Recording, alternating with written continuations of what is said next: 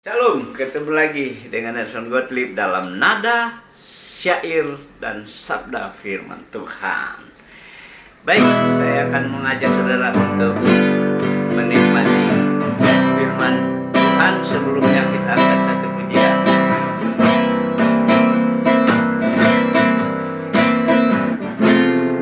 Dengan apa ku membalas kasih-Mu yang ku terima darimu.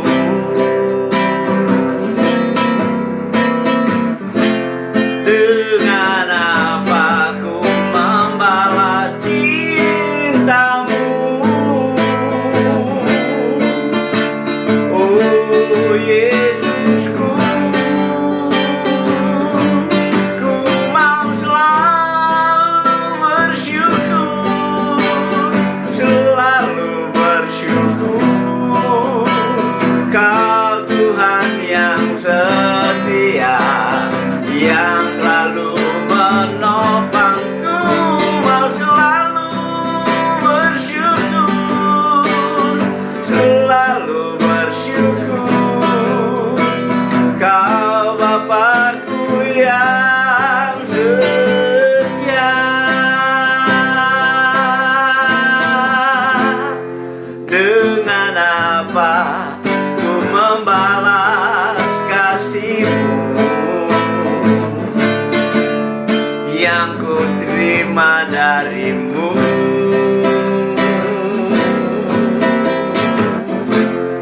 Dengan apa ku membalas cintamu, oh Yesusku, ku mau selalu bersyukur, selalu bersyukur. Kau Tuhan yang setia, yang selalu menopangku. Mau selalu bersyukur, selalu bersyukur. Kau Bapakku yang setia.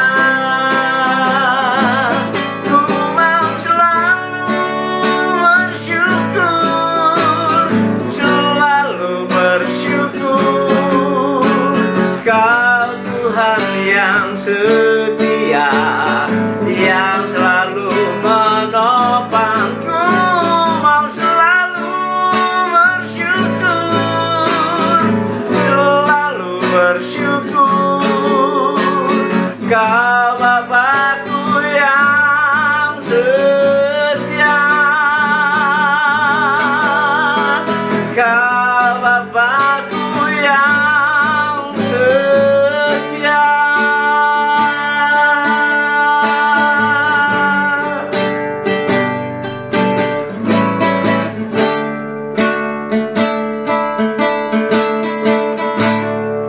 Baik, saudara yang dikasihi, pada saat ini saya mengajak kita membaca firman Tuhan dan kita renungkan bagian ini.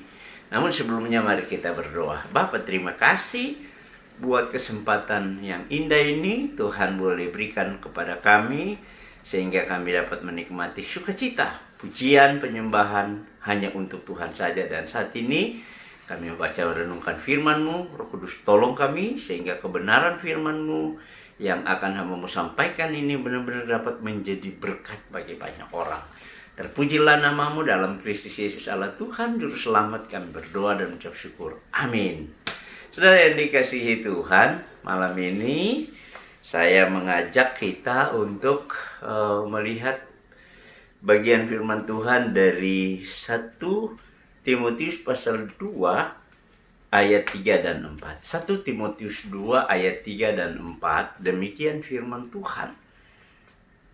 Itulah yang baik dan yang berkenan kepada Allah Juru Selamat kita, yang menghendaki supaya semua orang diselamatkan dan memperoleh pengetahuan akan kebenaran. Saudara yang dikasihi oleh Tuhan Yesus, ada dua hal yang menjadi kehendak Tuhan dalam kehidupan kita. Nah, kalau kita belajar di dalam Alkitab dari Kejadian sampai Wahyu, kita membaca firman Tuhan, kita akan menemukan bahwa di dalam Alkitab itu banyak sekali kehendak Allah. Ya, begitu banyak kehendak Allah kita boleh temukan dari kebenaran firman Tuhan. Tapi dari sekian banyak kebenaran firman Tuhan yang berbicara tentang kehendak Allah bagi kehidupan manusia, maka saya melalui 1 Timotius pasal 2 ayat 3 dan 4 ini Rasul Paulus mengajak kita untuk melihat kehendak Allah yang paling utama dalam kehidupan semua orang, ya, dalam kehidupan semua orang. Kenapa? Karena memang di dalam Alkitab bahwa persoalan yang dialami oleh semua orang adalah persoalan dosa. Karena di dalam Roma pasal 3 ayat 23 bilang sebab semua orang telah berbuat dosa dan telah kehilangan kemuliaan Allah. Ini kondisi manusia. Kemudian di dalam Roma pasal yang ke-6 ayat 23 A bilang upah dari dosa itu adalah maut. Ini kondisi kita, ya, bahwa semua orang tidak terkecuali semua manusia di dunia yang terlahir sebagai manusia itu berada di bawah kuasa dosa dan kuasa maut. Karena apa? Karena semua orang telah berbuat dosa. Itu sebabnya karena kondisi manusia yang seperti ini, Paulus menyampaikan kepada kita semua tentunya melalui 1 Timotius pasal 2 ayat 3 dan 4 ini untuk menyadarkan semua orang.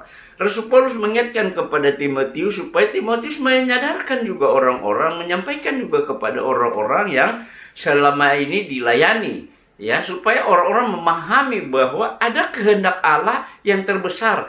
Banyak kali orang mencari kehendak Allah yang biasa, ya kan? Nah, yang paling utama dalam kehendak Allah bagi kehidupan kita itu apa? Yang pertama di sini adalah Allah menghendaki. Itulah yang baik dan yang berkenan kepada Allah juru selamat kita. Allah berkehendak di dalam Kristus Yesus supaya apa? Yang pertama, saudara dan saya diselamatkan. Nah, kenapa Allah menghendaki kita diselamatkan? Karena tadi saya sudah katakan bahwa Alkitab memberikan vonis kepada manusia bahwa semua manusia telah berbuat dosa dan telah kehilangan kemuliaan Allah. Kondisi manusia ini yang dalam kondisi sebagai orang berdosa ini yang memerlukan juru selamat. Saudara, ketika Anda tidak memerlukan juru selamat, tidak masalah, ya. Tetapi saudara akan tahu akibatnya. Karena apa? Karena semua orang tidak terkecuali, mau pendeta, mau apapun dia, jabatan, kedudukan, titel, pendidikan tinggi yang kita peroleh itu nggak menjamin bahwa kita akan masuk ke surga. Kenapa? Karena dosa akan membawa kita ke neraka. Jangan banyak, satu dosa aja udah cukup. Hanya satu dosa cukup membawa saudara dan saya ke neraka. Tidak ada cerita lain, karena tidak boleh ada satu dosa itu masuk ke surga. Karena itu Allah menghendaki supaya semua orang diselamatkan. Allah mau supaya kita pergi ke surga tanpa dosa. Allah mau supaya kita pergi ke surga, diselamatkan ke surga dengan tidak membawa sedikit pun dosa, satu pun dosa di surga sana. Bagaimana caranya supaya saudara bisa pergi ke surga? Atau bagaimana caranya supaya saudara dan saya dapat diselamatkan? Nah, Allah menghendaki, maka Allah berinisiatif. Kalau Allah menghendaki supaya semua orang diselamatkan, maka tidak ada bagian dari manusia yang dapat manusia andalkan atau yang dapat dilakukan oleh manusia untuk mencapai keselamatan itu sendiri. Karena kalau Allah menghendaki supaya semua orang diselamatkan, maka Allah punya cara sendiri. Dengan cara Allah itu, maka manusia dapat diampuni, manusia dapat diselamatkan. Nah, apa yang Allah lakukan dengan caranya ini? Yang pertama kita lihat bahwa ketika Allah menghendaki supaya semua orang diselamatkan, maka Allah menyatakan kasih kepada manusia. Nah, Allah menyatakan kasih kepada manusia dengan jalan mengutus Kristus datang ke dunia sebagai manusia. Ini dia, saudara. Ya, untuk menyelamatkan saudara dan saya, maka ada pengganti. Ya, saudara dan saya akan digantikan. Ya, Yesus datang menggantikan saudara dan saya untuk mati di kayu salib, menggantikan kita. Karena seharusnya kitalah yang tersalib, seharusnya kitalah yang dihukum, seharusnya kitalah yang akan digantung di atas kayu salib, kita yang dicambuk, kita yang akan dianiaya. Kita harus dihukum bahkan di lautan api neraka dalam kematian kekal. Tetapi karena Allah mau supaya saudara dan saya diselamatkan, maka Allah melakukan inisiatif dengan kasih Allah yang besar itu. Allah menyatakan kasih dan Allah menyelamatkan kita. Ya, caranya bagaimana? Allah menyatakan kasih kepada manusia dan mengutus Yesus datang kepada kita di dunia ini. Ya, Roma pasalnya yang ke-5 ayat 8 bilang, tetapi Allah menunjukkan kasih-Nya kepada kita oleh karena Kristus telah mati untuk kita ketika kita masih berdosa. Jadi saudara lihat di sini Allah menghendaki saudara dan saya diselamatkan. Siapa saudara dan saya? Kita adalah orang berdosa. Roma 5 tadi katakan bahwa Allah menyatakan kasih, menunjukkan kasih kepada kita dan mengutus Yesus datang mati bagi kita bukan karena kita orang baik, bukan karena kita orang benar. Justru dalam kita adalah orang yang berada di dalam kebinasaan, kita yang mati di dalam dosa, tetapi karena kita dikasihi oleh Allah dan Allah mau supaya saudara diselamatkan, saya diselamatkan, maka Dia mengutus Yesus datang mati menggantikan kita. Yang itulah yang disebut dengan penebusan. Penebusan adalah bahwa Allah menggantikan kita lewat kematian Kristus. Jadi Yesus datang, mati di kayu salib, bangkit dan memberikan hidup kekal, menggantikan kita, menyelamatkan kita. Dia mati menggantikan kita, Dia terhukum menggantikan kita. Dia menjadi dianggap sebagai orang berdosa karena Dia mau menanggung dosa saudara dan saya. Ya, dianggap, saya mau katakan di sini ya, supaya dengan Dia menggantikan kita, maka kita yang percaya kepadanya mendapatkan keselamatan. Mengapa saudara dan saya percaya Yesus diselamatkan? Karena Yesus yang mengerjakan keselamatan 100%, menggantikan saudara dan saya. Kita tidak perlu mengerjakan sesuatu untuk mendapatkan keselamatan, karena kalau saudara dan saya mau mengerjakan apapun untuk menyelamatkan diri kita, itu tidak akan pernah cukup. Itu tidak akan pernah bisa dapat menggantikan atau membayar keselamatan yang harus kita bayar kepada Tuhan. Karena apa? Satu dosa aja udah membawa kita, cukup membawa kita ke neraka. Apalagi kita mau bikin segala kebaikan apapun, kesalehan apapun dalam kehidupan kita, kita tidak akan pernah mencapai untuk membayar dosa kita. Karena itu Allah datang dengan cara Allah, dengan mengutus Yesus datang mati di kayu salib, menggantikan kita supaya kita yang percaya kepada Dia diberikan jaminan. Itu sebabnya Allah menghendaki semua orang diselamatkan, ya, tidak terkecuali. Secara keseluruhan Allah menghendaki, karena semua orang ini telah berbuat dosa. Tuh, karena itu juga Allah menghendaki semua orang yang berbuat dosa ini diselamatkan. Tidak ada klaster-klaster di hadapan Tuhan. Semua kita sama. Tidak ada perbedaan, tidak ada orang ini, kelas ini, nggak ada di hadapan Allah, itu tidak ada. Semua orang sama, semua kita berdosa dan kita memerlukan juru selamat. Kita memerlukan Allah yang akan menolong kita. Allah dengan caranya, Dia sudah datang ke dunia, Dia sudah menyelesaikannya, Dia sudah melakukannya 2000 tahun yang lalu. Ya, kita tinggal disuruh percaya. Anda percaya apa yang Yesus sudah lakukan bagi kehidupan saudara? Ketika saudara percaya, benar-benar saudara dan saya mendapatkan anugerah hidup kekal itu. Karena apa? Yang mengerjakan keselamatan itu Allah. Karena Allah menghendaki, maka Allah juga lah yang mengerjakan keselamatannya bagi saudara dan saya. Sehingga dengan Yesus mati terpaku di kayu salib, ya, Dia terbunuh. Dia dianggap sebagai pendosa, sehingga Dia mengalami kematian yang sangat sadis. Kenapa? Karena Dia mau menanggung segala dosa kita. Sehingga itu kita yang benar-benar lewat kematian dan kebangkitannya, darahnya yang tertumpah di kayu salib itu sudah membayar secara lunas seluruh dosa saudara dan saya. Ya, Dia sudah membenarkan kita dan Dia sudah menebus segala dosa kita.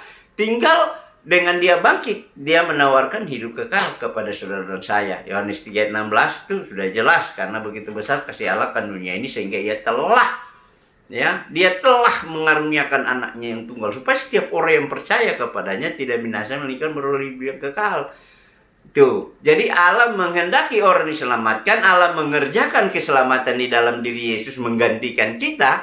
Setelah itu Yesus bangkit dari kematian, maka Yesus Allah menawarkan keselamatan, menawarkan kasih Allah dan keselamatan itu kepada semua orang. Allah menawarkan hidup kekal. Hidup kekal itu, surga itu punya Tuhan. Ya, keselamatan itu datangnya dari Allah. Kepunyaan Allah, hidup kekal itu. Sekarang Allah mau anugerahkan, Allah memberikan hidup kekal itu kepada saudara dan saya secara cuma-cuma karena Yesus mengerjakan, menggantikan kita. Begitu kita percaya Yesus, kita terima Yesus, kita menerima Dia sebagai Tuhan dan Juru Selamat kita secara pribadi, maka kita akan mendapatkan anugerah hidup kekal. Begitu kita percaya, kita mendapatkan hidup yang kekal. Itu janji Tuhan. Ya, bukan maunya saya, bukan keinginannya saya, tetapi itu janjinya Tuhan. Saudara terserah mau percaya janji Tuhan atau saudara mau menolak. Anda menerima, percaya dan menerima janji Tuhan, saudara dan saya mendapatkan anugerah hidup yang kekal. Sebaliknya ketika kita menolak juga janji Tuhan dan tawaran anugerah hidup kekal yang Tuhan berikan bagi saudara dan saya, ketika kita menolak, kita juga akan mendapatkan kerugian yang sangat besar. Tidak ada yang rugi bagi Allah. Karena Allah memang punya hati yang tulus mau menyelamatkan semua orang. Allah menghendaki supaya semua orang diselamatkan, dan dia mengerjakan keselamatan itu. Setelah dia mengerjakan dan dia menawarkannya bagi saudara dan saya. Apakah kita mau menerima? Apakah kita mau memiliki keselamatan itu? Maka kalau kita mau memiliki keselamatan itu, tentu kita harus menerimanya. Kan tidak mungkin kita memiliki sesuatu kalau kita tidak menerima. Allah sudah memberikan anugerah hidup kekal kepada saudara dan saya. Kita tinggal menerimanya dengan apa? Dengan iman. Efesus 2 ayat 8-9. Nanti saya akan menjelaskan di waktu-waktu yang akan datang ayat ini. Supaya kita bisa dapat memahami bahwa Allah memberikan anugerah hidup kekal kepada manusia yang berdosa. Dan orang berdosa menanggapi anugerah itu, menerimanya dengan iman. Maka kita dijamin memiliki anugerah hidup kekal dalam kehidupan kita. Itu. Jadi Allah menghendaki supaya semua orang diselamatkan. Allah yang mengerjakannya. Saudara dan saya tinggal menerimanya. Kita tinggal menerima. Masuk akal? Sangat masuk akal. Kalau banyak orang mengatakan bahwa tidak masuk akal apa yang Allah katakan, waduh, saudara keliru. Karena hari-hari dalam praktik hidup saudara, misalnya saudara berulang tahun, atau anak ulang tahun, atau ada anggota keluarga yang berulang tahun, kita mengorbankan uang yang besar, yang banyak, kita belanja, kita masak, kita memberikan orang makan secara gratis. Ya kan? Nah, orang yang datang ke rumah yang menerima undangan kita dan mereka makan sebanyak mungkin, sepuas mungkin, secara gratis, mereka tidak perlu bayar. Beda dengan orang pergi makan di restoran, sekecil apapun yang dia makan di sana, dia harus bayar. Karena itu jualan. Tetapi ketika orang datang ke rumah kita, ketika kita undang orang makan, karena kita punya acara ucapan syukur dan lain sebagainya, kita makan secara gratis. Tapi bagi kita nggak gratis. Kita tuan rumah harus mengeluarkan biaya yang besar, memberikan tenaga, pikiran dan lain sebagainya untuk acara yang kita buat supaya orang datang menikmati itu secara gratis. Nah, demikian dengan anugerah Allah. Jadi tidak ada yang tidak masuk akal, segala sesuatu masuk akal. Karena anugerah Allah itu adalah Allah yang mengerjakan segala sesuatu, Allah menyediakan segala sesuatu, dan saudara hanya diminta percaya dan menerima. Sama dengan tadi ketika orang sudah menyediakan makanan banyak-banyak, kemudian kita diundang, kita pergi ke sana, kita menikmatinya. Sebaliknya kita tidak datang juga atas undangan itu, ya tidak masalah. Tidak rugi tuan rumah dan juga tidak rugi tidak rugi tuan rumah, kita yang rugi karena mereka sudah menyediakan segala sesuatu, kita yang nggak mau. Nah, demikian dengan anugerah hidup kekal di surga, dari surga yang Tuhan berikan kepada kita, bahwa Allah mengerjakannya, menyediakannya, dan Allah menawarkannya. Allah menghendaki supaya saudara dan saya diselamatkan, ya, semua orang tidak terkecuali. Nah, tinggal semua orang ini mau percaya atau tidak. Itu saja, simple kan? Kebenaran ini sangat simpel. Tinggal kita percaya, kita menerimanya. Ketika kita menolak, kita tidak mendapatkan apa-apa. Kita malah rugi, ya. Beda ya dengan undangan makan tadi, paling ya kita rugi nggak makan enak. Tetapi kalau masalah keselamatan yang Tuhan tawarkan kepada kita dan kita menolak, maka kerugiannya besar. Saudara dan saya akan dihukum di lautan api neraka ketika kita tidak mau menerima tawaran yang Allah berikan kepada kita, yang Allah sediakan bagi kita. Tapi sebaliknya ketika saudara dan saya percaya, menerimanya, maka kita diberi anugerah hidup yang kekal. Itu jaminan yang Tuhan berikan kepada kita. Jadi bagian yang pertama, Allah menghendaki supaya semua orang diselamatkan. Yang kedua, supaya kita memperoleh pengetahuan akan kebenaran. Ya, jadi ada dua hal. Yang pertama, supaya saudara dan saya diselamatkan. Yang kedua, supaya kita memperoleh pengetahuan yang akan kebenaran. Ya, bagaimana supaya saudara bisa memperoleh pengetahuan akan kebenaran? Bukankah setiap kali orang baca Alkitab, nah jadi kalau orang belum terima Yesus, orang belum menerima anugerah keselamatan, belum ada Roh Kudus di hati, kita baca Alkitab itu biasa aja. Dari dulu kan kita baca Alkitab, dari Kejadian sampai Wahyu. Ada orang yang sudah berulang-ulang membaca Alkitab dari Kejadian sampai Wahyu, tapi tidak ada Roh Kudus di hati, karena dia belum menerima Yesus. Karena pada saat orang menerima Yesus, menerima anugerah hidup kekal, dia menerima Roh Kudus di dalam hidupnya. Karena begitu dia percaya Yesus, Roh Kudus akan masuk memeteraikan, menjadikan dia sebagai anak Allah. Nah, pada saat kita menjadi anak Allah, ada Roh Kudus dalam diri kita. Pada saat kita membaca Alkitab, maka kita diberi penerangan, kita diberi kemampuan untuk mengerti, untuk memahami firman Allah. Sehingga pada saat kita belajar, kita semakin memahami apa maksud Tuhan. Jadi, bagaimana saudara bisa melakukan kehendak Allah dalam kehidupan ini, ya kan? Kita menerima kehendak Allah, diselamatkan. Tapi setelah kita diselamatkan, kita harus melakukan kehendak Allah dalam kehidupan kita. Bagaimana kita melakukan kehendak Allah di dalam kehidupan hari-hari kita? Maka tentu kita harus memahami firman Tuhan. Prinsipnya ada di dalam firman. Alkitab ini adalah buku pedoman kita, bagi kita, menuntun kita, menjaga langkah kita, ya kan? Di dalam Mazmur pasal 19 bilang, firman itu adalah pelita bagi kakiku dan terang bagi jalanku. Dia akan menuntun setiap langkah kita. Jadi bagaimana caranya supaya kita dapat dituntun oleh firman Allah? Tentu kita harus belajar. Kita harus memahami firman Allah dengan benar. Dengan saudara dapat memahami Alkitab dengan benar, saudara tidak salah memahami Allah dan anugerahnya. Saudara tidak salah memahami kehendak Allah. Saudara tidak salah menjalani kehidupan saudara sesuai dengan kehendak Allah. Nah, jadi itu pentingnya, diselamatkan dulu baru kita bisa berbuat sesuai kehendak Allah. Saudara tidak akan pernah bisa berbuat sesuai kehendak Allah kalau saudara belum diselamatkan, belum menjadi anak Allah. Jadi ini prinsipnya yang sangat jelas yang disampaikan Rasul Paulus kepada kita. Kita percaya dulu, kita diselamatkan, baru kita belajar Alkitab. Tentu dalam belajar Alkitab, untuk pemula kita perlu ada yang mengajarkan kita. Ya, tentu kita belajar dari orang-orang yang punya pemahaman, orang yang belajar Alkitab, orang yang memang menggumuli dunia teologi, ya, dia akan memberikan pemahaman-pemahaman, pengajaran-pengajaran, pengertian-pengertian dari firman Allah bagi saudara supaya saudara semakin bertumbuh, semakin jelas, semakin memahami. Dan ketika kita makin hari makin dalam memahami Alkitab, bergaul dengan Tuhan dalam doa dan firman, maka kita semakin mengerti apa rencana Tuhan bagi kehidupan kita. Jadi kita tidak dapat memahami dan melakukan kehendak dan rencana Tuhan kalau kita tidak belajar Alkitab. Sehingga itu pentingnya belajar Alkitab. Jadi setelah orang diselamatkan, maka hal penting kedua dalam kehidupan kita adalah belajar Alkitab sungguh-sungguh.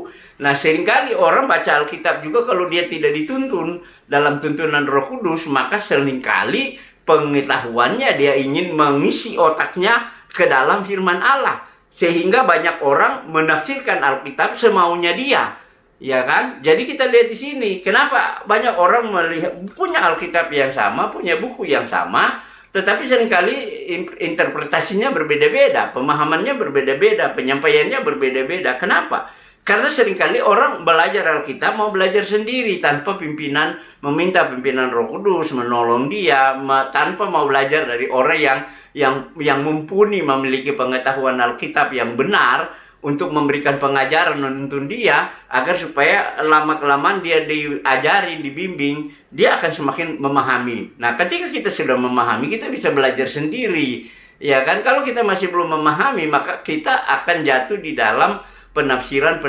sesuka kita, ya kan? Banyak orang membaca ayat suka-suka, dia memasukkan pikirannya di dalamnya, sehingga dia tidak sedang melakukan kehendak Allah, tapi melakukan keinginannya sendiri, kemauannya sendiri, berdasarkan apa yang mau dia sampaikan, apa yang mau dia tafsirkan, semaunya mungkin. Jadi di dalam belajar Alkitab juga ada disiplin, karena itu penting belajar teologi, ya. Mengapa orang belajar teologi? Karena itulah disiplin kita untuk mempelajari firman Allah, memahami. Jadi tidak semua orang bisa memahami Alkitab dengan benar, karena semua bidang ilmu itu punya disiplin tertentu. Seringkali orang yang bukan punya bidang teologi, ya, membicarakan teologi, ya, seolah-olah mengatakan bahwa dia hebat. Semua pengetahuan kita itu di luar sekuler dan lain sebagainya. Belum tentu seorang doktor, profesor matematika, dia punya pemahaman Alkitab yang benar, karena mungkin dia tidak belajar secara benar, artinya duduk kelas belajar secara teologi ya dengan benar.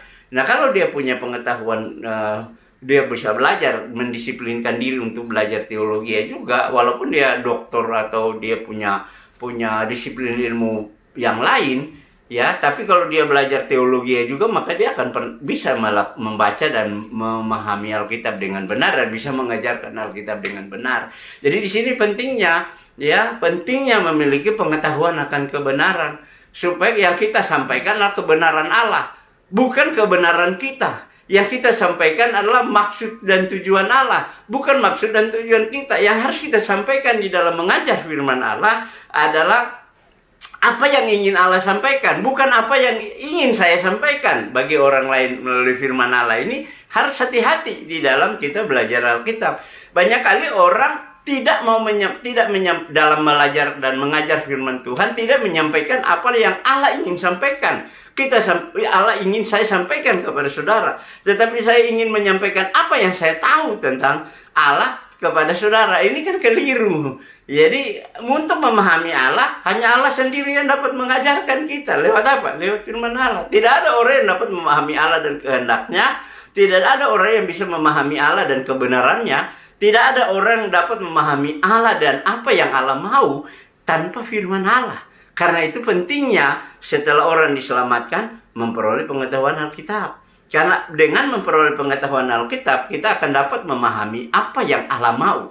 Saya menyampaikan apa yang Allah ingin sampaikan kepada orang lain, kepada diri saya dan juga kepada orang lain. Saya memahami apa yang menjadi kehendak Allah untuk hidup saya dan untuk hidup orang lain.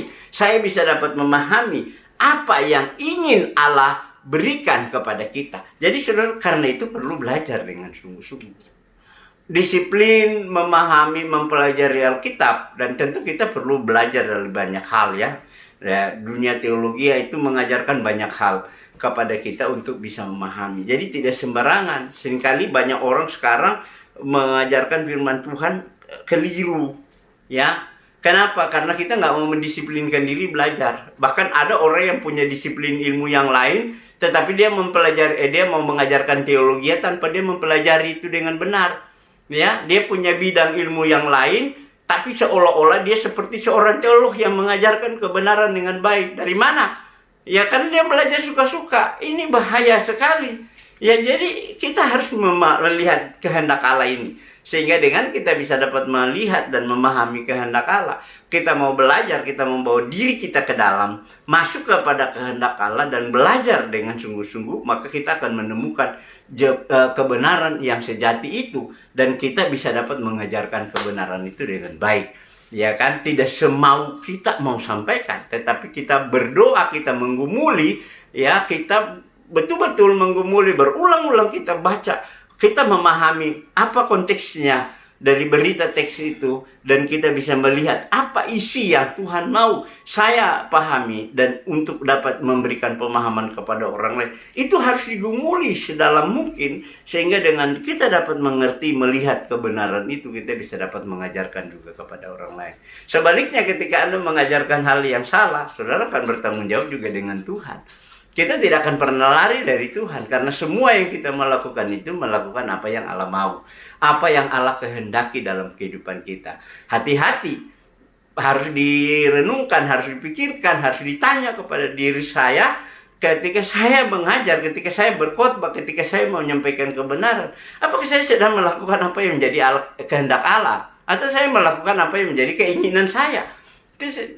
Bedanya cuma tipis loh. Antara melakukan kehendak Allah dan keinginan saya, itu bedanya tipis banget. Jadi kalau saudara tidak punya kepekaan, tidak melatih diri untuk peka terhadap hal-hal yang seperti ini, saudara akan sulit, ya, akan sulit untuk melihat itu sebagai sesuatu yang antara benar dan salah. Sehingga itu mari kita belajar sungguh-sungguh. Saya sangat terberkati dengan ayat ini, dan saya ingin selalu membagi bagian ini kepada banyak orang, supaya orang bisa belajar dan memahami apa yang menjadi tujuan Allah, kehendak Allah bagi kehidupan saudara saya. Biarlah firman Tuhan hari ini akan menuntun kita, menolong kita, membimbing kita, agar supaya kita bisa dapat semakin maju di dalam kehidupan kita. Mari kita berdoa. Terima kasih Tuhan, kami bersyukur punya firman Allah yang dapat memberikan kepada kami pemahaman. Roh Kudus tolong kami, sehingga di waktu-waktu yang akan datang, kami boleh belajar terus, dan hamba-Mu diberi hikmat, supaya boleh dapat menyampaikan kebenaran-Mu, dan kebenaran itu bisa dapat memberikan kekuatan bagi setiap kami. Terpujilah nama-Mu, dalam nama Yesus kami berdoa. Amin. Berjumpa lagi dengan saya di waktu yang akan datang. Tuhan Yesus memberkatimu, Tuhan Yesus memberkatiku juga.